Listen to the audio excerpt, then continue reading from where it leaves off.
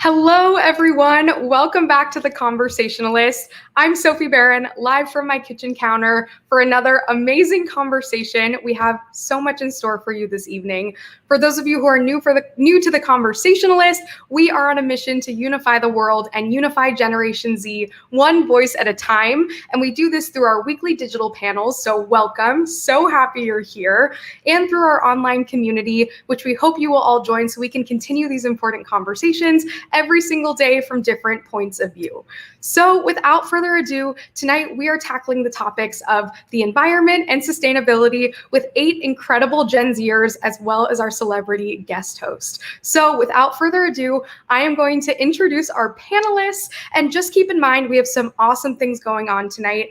Number one, we are doing a giveaway for a very exciting new hoodie that our guest host is dropping in her new capsule collection launching this Thursday. So we will be announcing the winner of that giveaway at the end of tonight's panel. So if you entered on Instagram, you have to be here in the live chat to claim the hoodie if you are the chosen winner. So don't go away. And second of all, for every single person who attends tonight's conversation, we will be donating $1 to the Sierra Club to advance advocacy work around the environment and sustainability. So thank you all to our community members for helping us choose this particular organization this week. We love making an impact around causes that matter for all of you and to us. So we're so excited for this conversation. And without further ado, I'm going to introduce your panelists. So first up, we have Jacob Abel. We have Sophia Khan. We have Ben May. Next, we have Sequoia Smith. Next, we have Kaylee Cunningham. Next, we have Nate Hockman. Next, we have Clara Janover. And lastly, we have Benji Backer. Welcome everyone to the stage. So happy to have you tonight here at The Conversationalist, helping us unify the world, one important conversation at a time. And without further ado, I am so excited to introduce our celebrity guest host this evening, the one, the only Tatiana Ringsby. And Tatchi is an incredible YouTuber, model, leader, entrepreneur, boss woman who is changing the world all around these causes that are important to her of sustainability and environmentalism. So Tatchi has a lot of exciting things happening this week. Like I mentioned, Thursday, her clothing brand, Pronounced Tatchi, is launching its second capsule collection, including the incredible hoodie that we're giving away this evening. So please go check out her brand and all of the amazing work that she's doing. And we're so excited to have her tonight as our guest host to get the conversation going. So without further ado, welcome, Tatchi. Oh my goodness, thank you so much, Sophie. That was such a beautiful introduction. I'm just very grateful, very happy to be here. So excited to kick off this next political panel on The Conversationalist. And these are topics that, as you mentioned, are very near and dear to my heart, sustainability and the environment. So I'm really looking forward to it. So excited. Okay, I'll let you take it away. Awesome. Thanks so much, Sophie. All right, guys, it's great to meet all of you, first of all, and let's get into it. Getting back to the basics, let's talk about what exactly we mean by sustainability and the environment. Clara, when you hear these two terms, what comes to mind?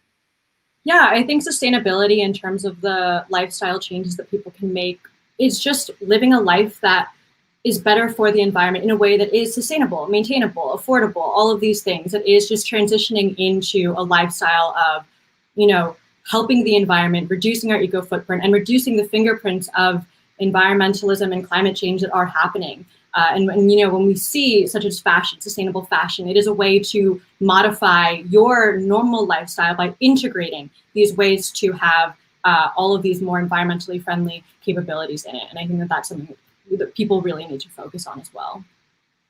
Awesome. Nate, what do you think when you hear these terms? Yeah, I mean, I would echo a lot of what Clara said. And I think the thing that I would just add is trying to create an economy that is less reliant on carbon emissions. Because I think fundamentally what we're talking about is creating a society more broadly, and specifically an economy that's decarbonized and isn't reliant on fossil fuels and producing carbon emissions to function. And the way to do that is, something that I'm really excited to talk about with all of you guys, since it sounds like we have a lot of different, political perspectives and come from a lot of different backgrounds. But I think conversations like this are exactly the right step in the right direction, because the way that we build a movement that is electorally durable and is effective is to bring people along and bring people to the table from different walks of life. So I'm excited for this conversation, and I think that's what it means to me. Awesome. Thanks, Nate. Ben, what about you? Honestly, I see sustainability in the environment as more likely the most important topic of our generation / of any generation. I think it plays into every part of our daily life. I think it plays into every part of the future. And ultimately, echoing a lot of what Clara and Nate said, the environment and sustainability both is defining us largely because of its intersectionality. I think sustainability and the environment plays into every part of our life. Any topic that we talk about, you can pull it back to the environment, you can pull it back to sustainability. And I think that's one of the biggest reasons why not only do I think it's as a whole the most important topic, but something that is not given the enough respect by people in positions of power across the world that deserves. And so having young voices like us and young voices around the world advocating for change and advocating for the environment sustainability is really important. Amazing. What about Kaylee? What does the environment mean to you? Yeah, so to me, the environment so much, I very much believe that we are a part of it. And so I don't think there needs to be this battle between humans versus the environment. I think that we can work together. And while doing that, we can also ensure that our most vulnerable aren't left behind by regulating out of their ability to access energy and those other things that come from the environment. Beautiful. Amazing. It's really, really inspiring to hear from so many different voices. Now that we have kind of a clear understanding of the environment, I would love to talk about quite a controversial topic within the US government, and that is climate change. Climate change includes global warming driven by human emissions of greenhouse gases, and there's a lot to unpack here. So, Benji, why do you think climate change is such a controversial topic in our country? Well, thank you. It's a great question, and there's many reasons as to why that's the case. But I think one of it's because we've unnecessarily politicized it. We've made climate change about partisanship rather than the actual environmental impact that climate change has. We've made it into right versus left, and not environment versus kind of delaying the problem into the future. And we've also made it so that it's not tangible to people. If you think about climate change, you think of science and you think of polar bears and you think of these things that aren't in people's backyards. And when climate change can be made into something that everyone can relate to and is something that's tangible to everyone, they can start to fight for it. And I think in this country, we need to make it more tangible and we need to depoliticize it. That's really what it comes down to. And it really shouldn't be a partisan issue because it's something that our generation is going to have to fight for together. And if we are looking at it through a partisan lens, we are doing a disservice to our country and to the rest of the globe and future generations. And climate change can be that bridge issue. It should be that bridge issue. It should be an issue that we unify on as a generation. And if we don't, and we don't make it tangible, then it's going to be hard to fight it. Absolutely. Ben, do you believe that climate change should be a priority in the United States? Short answer, yeah. Long answer is that the United States has historically been the largest emitter of carbon emissions. And for not just that reason, but also because of us having the largest economy in the world and having so much international influence, there is no reason why we shouldn't be not only pushing ourselves within our own country domestically to act on the environment, to build a sustainable future for everyone, and to engage frontline communities, but helping to collaborate with countries around the world and bringing global South countries into the fold and making sure that everyone's voices are heard, everyone is supported, and we're putting ourselves on a path towards a sustainable future and averting a worst case climate disaster, which for many folks in affluent areas won't see those effects for years and years and years. Millions of people around the world are already experiencing that. And over the next 10 to 20 to 30 years, billions will. Absolutely. Safia, what about you? Do you believe that government funds should be focused on fighting climate change? Yes, I do 100%. I also agree with what Benji was talking about, how climate change has become politicized, just as we're watching this pandemic become very politicized. Wearing a mask is kind of becoming like a political ideology instead of like human safety. And we've been seeing that with climate change too. And I think that's very purposeful.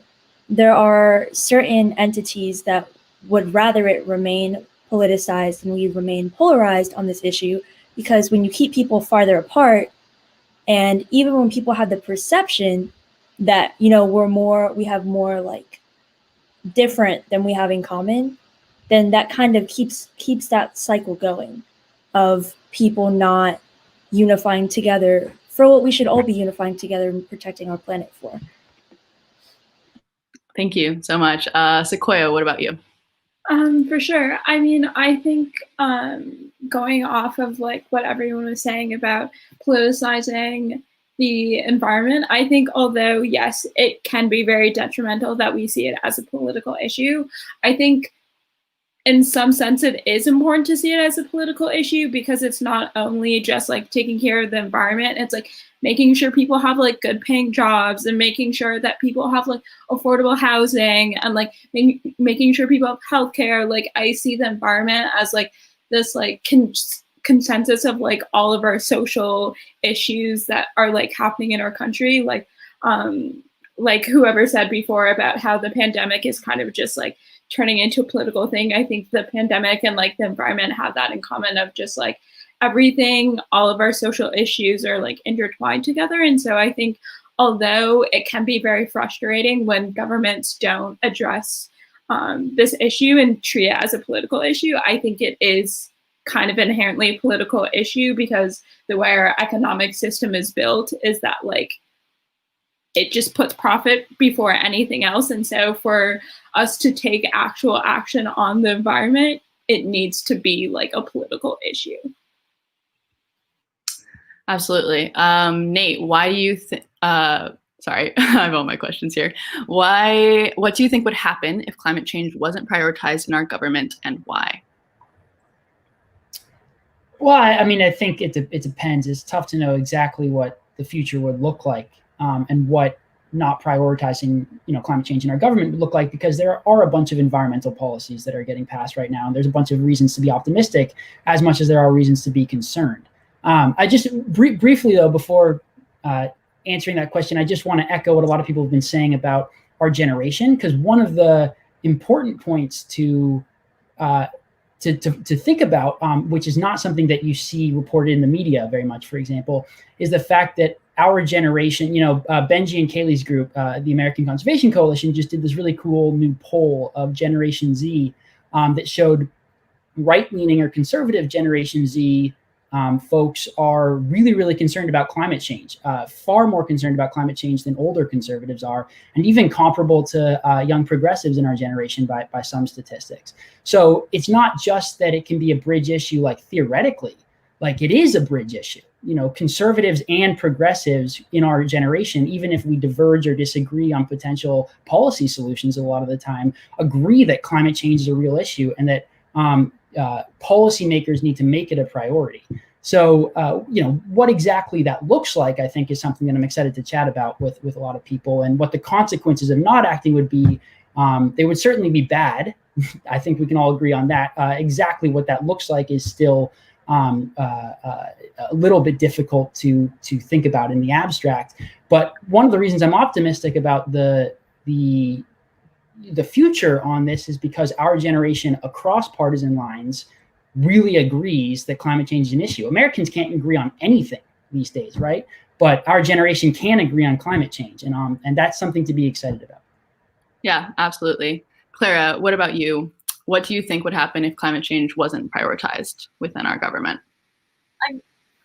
Yeah, so I've worked a lot in environmental law and policy at both the national and global level. I've worked with the UN, and that's not to name drop, but it is to say that there are experts, there are so many people who understand that local emission goals have to be set. You have to be smarter. There have to be macro level changes from a policy perspective about being smart, about renewable energy, investing, incentivizing carbon farming, curbing the effects of meat and dairy, adopting a carbon tax. All of these things are legislative and political ways to hugely reduce the scale of global warming and climate change, right? But what we see is that the term time cycles, right, make it so that there's little incentive for politicians to invest in the future. And when you have that rotational aspect, the environment becomes hugely disposable. And that's something that we see at a catastrophic level, hugely impacting environmental progress, because so much of what is needed to save the environment requires investing now, money now, jobs now. And when you have politicians that are worried about destabilizing an economy,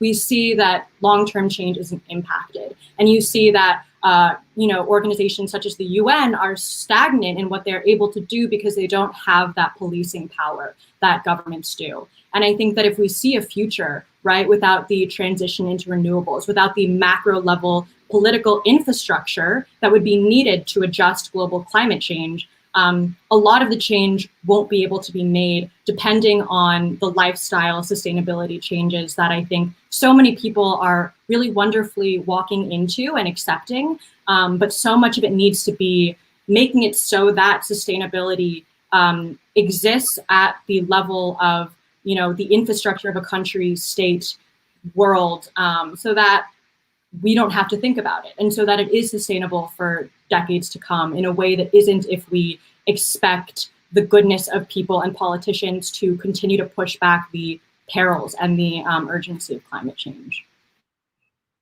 Thank you so much. It's really interesting because in 2019, the Earth's surface temperature was around 0.95 Celsius degrees warmer than the 20th century average.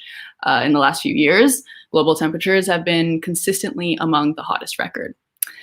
There's a potential that this factor has caused an increase in sea level and the severe weather catastrophes, a decrease on Arctic ice, as well as billions of dollars in economic loss from specifically the 2012 drought.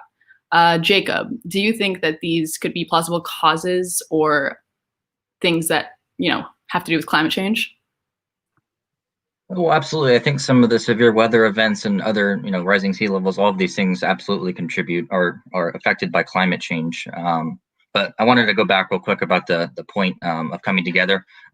Just in my work, I see people of all ages coming together. Since I got involved with this stuff, I've seen people and I've met people who from Pennsylvania, California, Ohio, all over the place. So I never would have met young and old.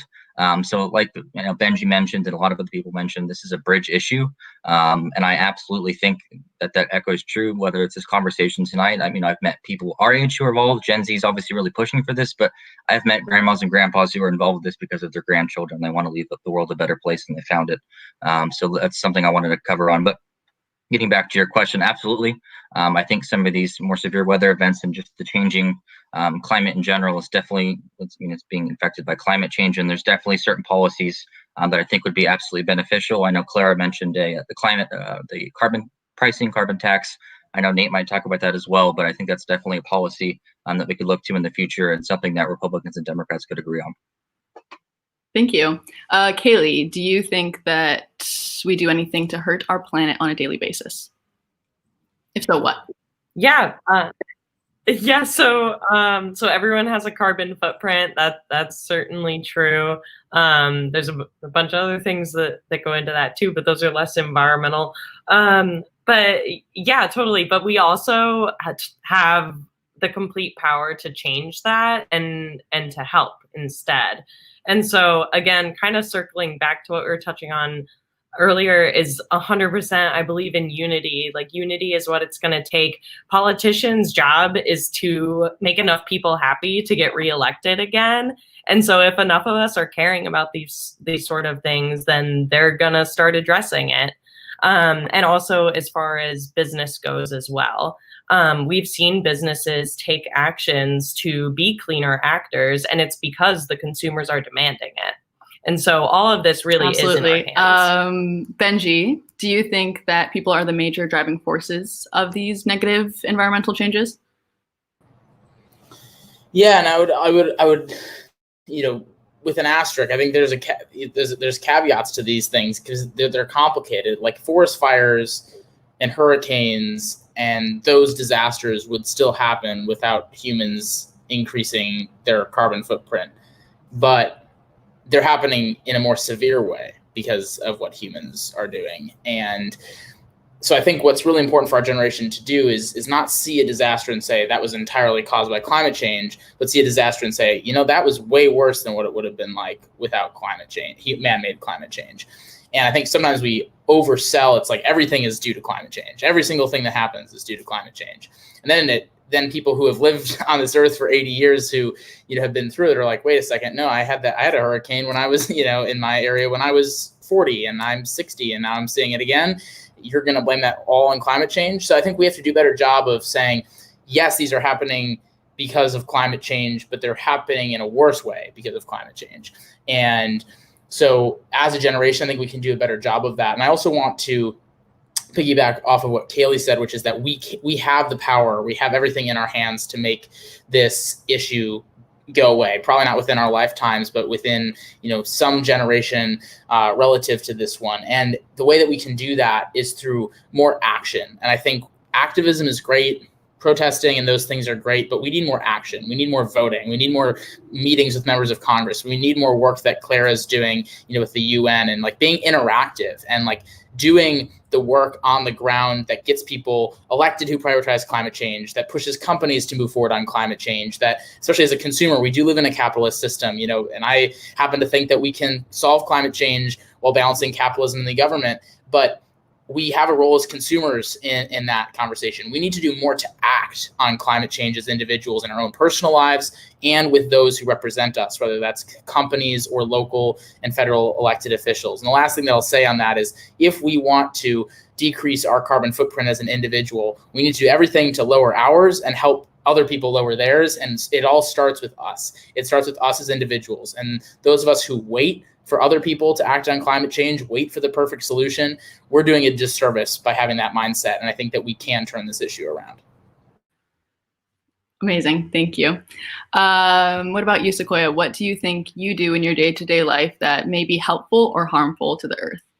For sure. I would also, if I could, piggyback off of what Benji was saying, I think also trying to address the issue of climate change and focusing on, although it's very important for people to make like individual actions, whether that's like meatless Mondays or like composting or like whatever is in your budget and accessible to you, very important. I think it's also very important to hold corporations and companies accountable because 71% of the global carbon emissions are like caused by 100 companies.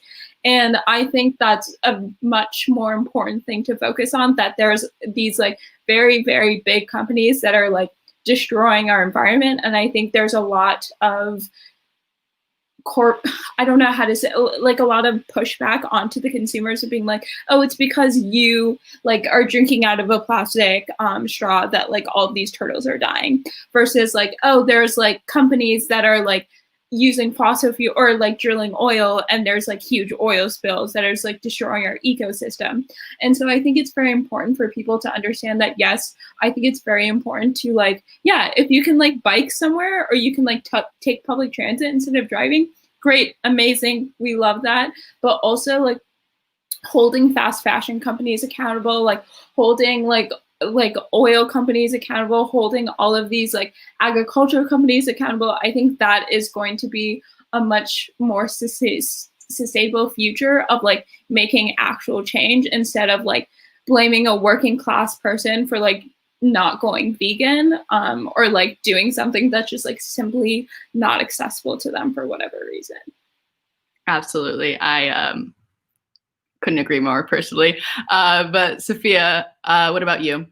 Do you think as people we can assure what we're doing is safe for the environment, or do you think that people have a big part in environmental change? How do you feel about it? Kind of to piggyback off what everyone else was saying, I think that it does start with you. And it doesn't just start with your daily habits of like just, biking or using or like thrifting, not using fast fashion, using like cloth grocery bags. That's all important. But it also starts with you to hold your local and national officials accountable. We're seeing in this election, just as when we are expecting the voter turnout this year to go through the roof and be our highest record was 2008. We're expecting like a much higher number because so many people who have not voted for such a long time are coming out to vote. So just as we're seeing with this election, when every single person looks at themselves and thinks it starts with me, my vote is needed. When we all have that collective perspective, we not only unify to create unprecedented change, but that is when we can really start to get things running. And we can see that anytime there is extreme momentum with anything political, we often see historically that a lot of political change happens in that time. So if we each not only look at holding ourselves accountable in our day-to-day lives, but also individually making it a priority to reach out to our officials, to make sure that they know that we, wherever you live, wherever you reside, that we are interested in holding them accountable, and we will see it through. No matter what president is elected on November 3rd or the days after when we find out, it's really important that regardless of who it is, that we hold them accountable and we elect people in our local, national, anywhere that have these interests to have a sustainable future. Because at the end of the day, no matter how many goals you have, how many dreams, how much change you want to create in the world, that can't happen if we don't have a planet to do it on. And so it kind of all comes down to that. Absolutely. Kaylee, I'd love to hear your thoughts. Yeah, that was beautiful, by the way. That was like poetry. But I'd love to kind of elaborate on that and also what Sequoia said. And it's just that, yeah, like holding elected officials accountable has to be like a number one priority in our mind, because like not only are they creating laws, but like states and local governments often own the rights to how energy is being produced.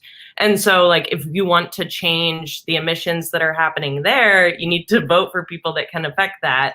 And also a lot of those, I would assume, I don't know the list of those big 100 polluters you mentioned, but I assume some of those companies, we the consumers probably aren't that happy with, and there's probably some cronyism going on in government to keep them around. And so, and then on the electric election road trip that the Conservation Coalition is doing, we found out that in my home state of Montana, it's limited the amount of solar panels you can put on your building. And that's a government regulation. And so learning those things about your area is also huge. Absolutely. I'm a big advocate for starting local and starting within your community and doing as much as you can in your in your own space.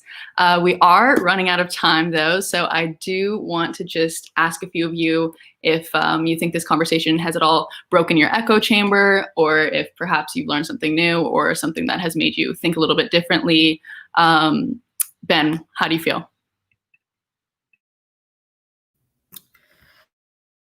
I mean, ultimately, I like really appreciate all the differing perspectives here, because obviously we're all living on this one planet. We all have a shared future, and we all care about the same thing, just the environment and the climate and sustainability. But with that said, I think that one thing that I'm definitely going to be taking away from today and from this conversation is I statements of saying, like, you know, local politics and like local initiatives and local efforts are the backbone and the origin of any global change. And it all comes from individual people. Many of the people on this panel originally saying, I'm going to do this. Like, I'm going to go and choose to go educate myself on this, speak with this person, put hours and hours and hours of time into this incredible passion, and working on projects to create real change. And then everyone having those I statements coming together and saying, we will do this together. I think that the biggest thing I'm going to be taking away from this is the hope that that brings. Recognizing that there are so many people out there that, albeit we have an unprecedented challenge that threatens the future of our species, the future of the world that we've all held for granted for way too long. But it gives me hope to know that there are enough people that care. Absolutely. I get so like happy and excited to be like surrounded by people who care so much, and everyone also in the comments joining in. Like it just makes me so happy. Nate, how do you feel about this conversation? Have you taken anything away? What's going on?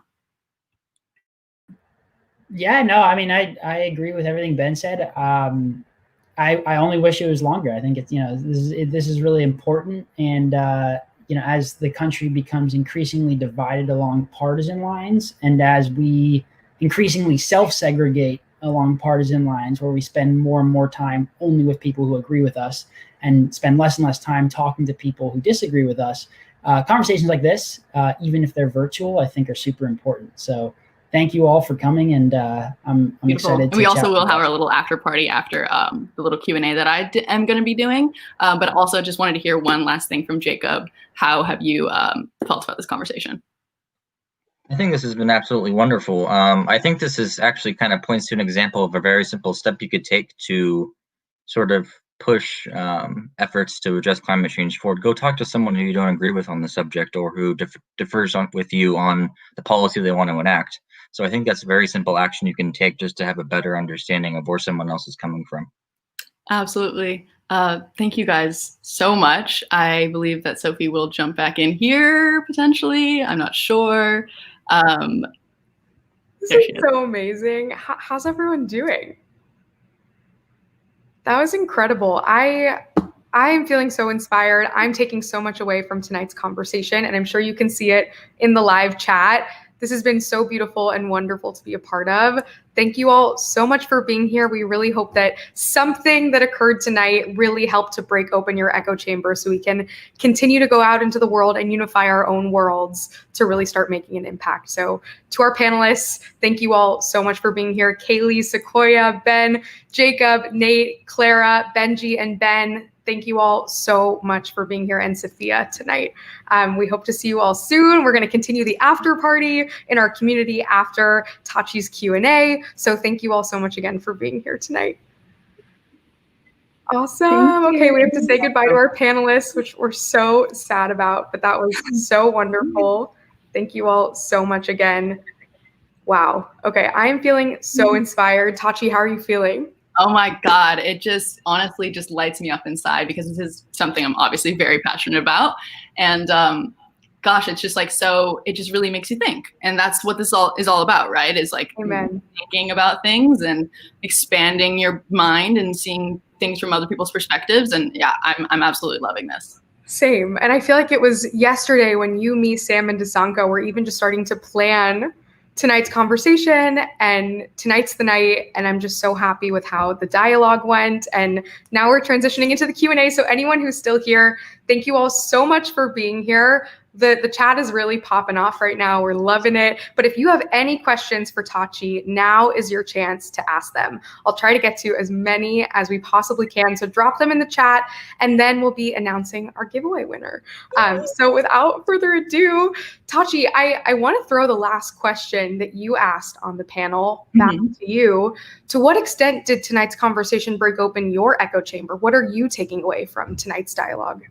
Honestly, I think that holding our leaders and the people that are in a position of power accountable is something that is just really, because I am someone who very much does focus on, working locally and picking up trash and doing my part as an environmentalist that way. But I think that's something that's very important for me to start looking into, is really going out there, putting my voice out there in a more political sphere around climate change, because I'd say I am usually more on the just advocating for using your reusable bags and whatnot. And that is, of course, very, very important.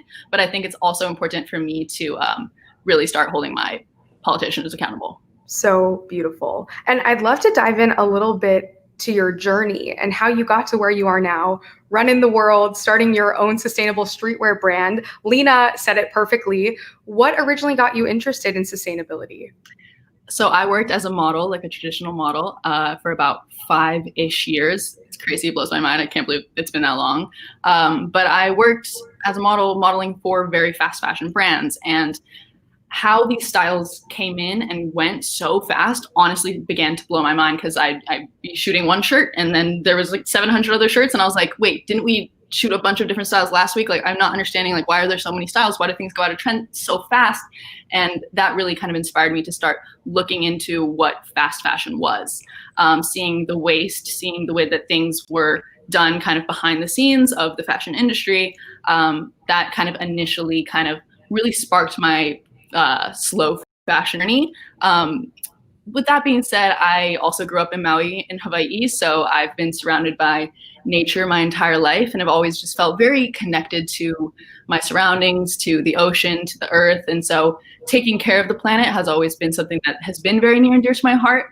But as I've kind of grown up, I've definitely become more educated on the topics and really kind of started to dive into it from a more actionable standpoint, rather than just being like, I love the planet, which is, a beautiful place to start. But I think it's when you start doing things is when, we make real change. Using my platform, speaking to all of you, it's been a crazy journey.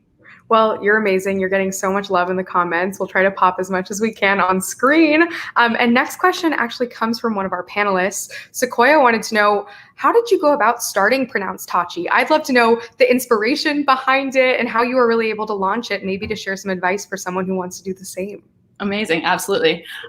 So with Pronounced Tatchi, I am a lover of fashion, especially streetwear and hoodies, big T-shirts, different colors, different vibes. Like, I'm very inspired by 90s, early 2000s, these kind of fashion, different pieces that aren't necessarily a big part of sustainable fashion. I've found that the majority of sustainable clothing companies usually focus on a target that is very interested in earth tones, in a more, I'd say millennial to boomer kind of target range, whereas I kind of I couldn't find a brand that I resonated with that I felt comfortable buying from. And so that's saying a lot, because this is very much the beginning of boosting sustainable fashion in the fashion industry. So with that being said, I definitely felt inspired to create something that I wanted to wear, actually personally wear, and felt good about wearing. So that's kind of where the inspiration came from.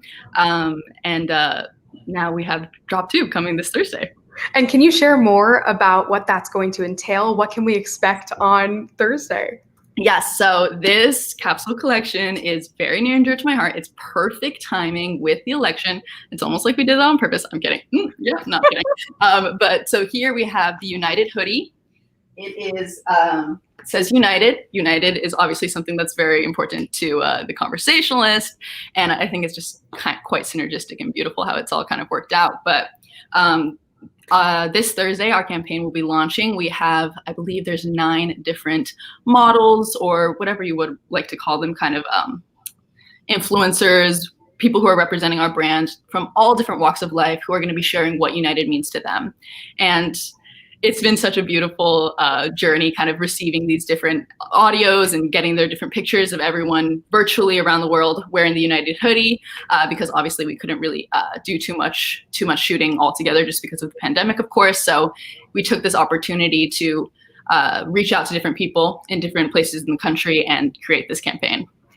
So exciting. I am counting down the minutes until and I'm sure you've done a lot of exploration with the inspiration for the United hoodie and the theme of the campaign.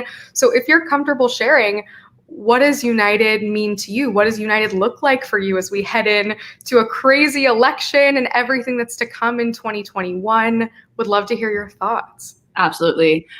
Unity to me is coming together regardless of sex, gender, race, ethnicity, religion, sexual orientation. It's about unifying and looking towards a bigger and better future for all. It's about putting our differences aside and really being able to have a conversation to connect with one another regardless of our differences. And it's just something that really kind of struck me, especially this year, just because I feel like there definitely has been a bit of a political divide, as we've seen, especially with the pandemic and with this election coming up. I was just very inspired to create something that hopefully, no matter who you are, what you stand for, we can come together and shop sustainably. I'm at a loss for words. I could not agree more with everything you're saying. Tatchi, you are such an inspiration to all of Gen Z, including myself, everyone at TC. Just thank you for creating a place for people to come and speak about topics of unification and sustainability. You're doing so much in your own personal sphere to advocate for change, and you are just such a role model to so many, including myself. So thank you for everything you're doing to make the world a better place. Thank you so much. And thank you for having me here on the Conversationalist. It really means a lot to me because you yourself are also an incredible member of Gen Z who's doing great things to start conversations. And so it really does mean a lot to me. And that's why I'm such a big fan of the Conversationalist. You guys have got to join, become a member, become a participant. But thank you so much. It really does mean a lot to me. Oh my gosh, I'm getting emotional. I feel the same way about you. We're your biggest fans. And before we wrap up, I thought Helen popped one really good final question into the chat. So if Tatchi, if you wanted us to walk away from this conversation with one thing tonight, what would that be? One thing. I think that the theme has definitely been unity, but I think within being able to unify, it really starts with reflecting inwards and looking inwards. So I think that the one thing you can take away from tonight is taking time to reflect inwards on what you are doing to either hurt or help the environment. Beautiful. Such great advice. That's definitely what I'm taking away, as I'm sure so many other people are.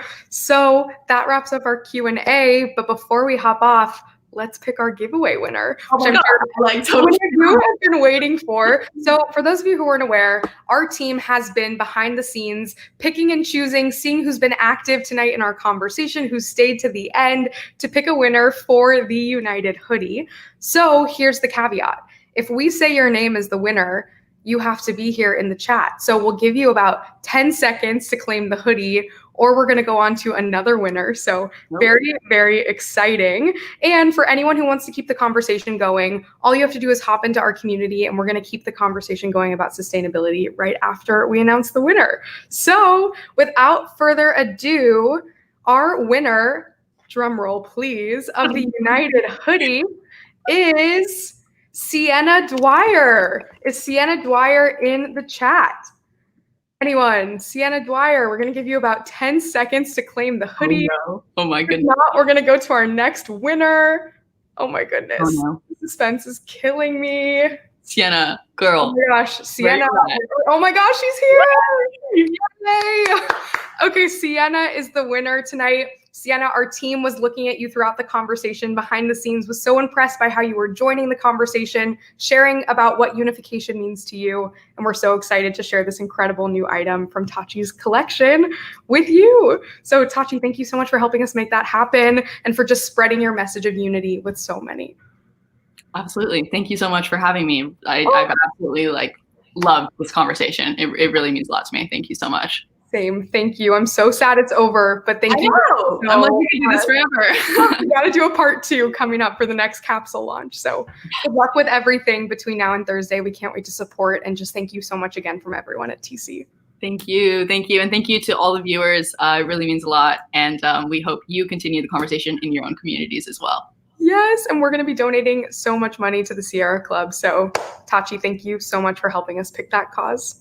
Yeah, absolutely. Awesome. Okay, we'll talk to you soon. Thank you so much again. Bye. Bye. Oh my goodness. If you're still here, please say hello in the chat. It's so great to see everyone. Yes, thank you so much to Tatchi for being here tonight to have this important conversation. We're so excited that Sienna is getting the United hoodie as the giveaway. And we just can't wait to continue this conversation with all of you. So again, huge thank you to Tatchi, the simply amazing Tatchi and her team. Sam, thank you to everyone who helped put this together. Please go check out her work with Pronounced Tatchi, the second capsule launch this Thursday, where you can snag your own United hoodie, which I know I'm going to be doing myself. So thank you all so much for being here again. Please come join us in our community to continue the conversation. Just text the word unify to 877-222-1119, and we'll keep that conversation going in our video room. So hop right in. And thank you all so much again for being here. We'll be back live next Tuesday night for another amazing conversation. So stay tuned for our announcement of our next guest host tomorrow on Instagram. And we just really couldn't be more grateful to have all of you here on this journey of unifying the world one voice at a time. So thank you all so much. I'm Sophie Barron, and we'll see you next time. Bye.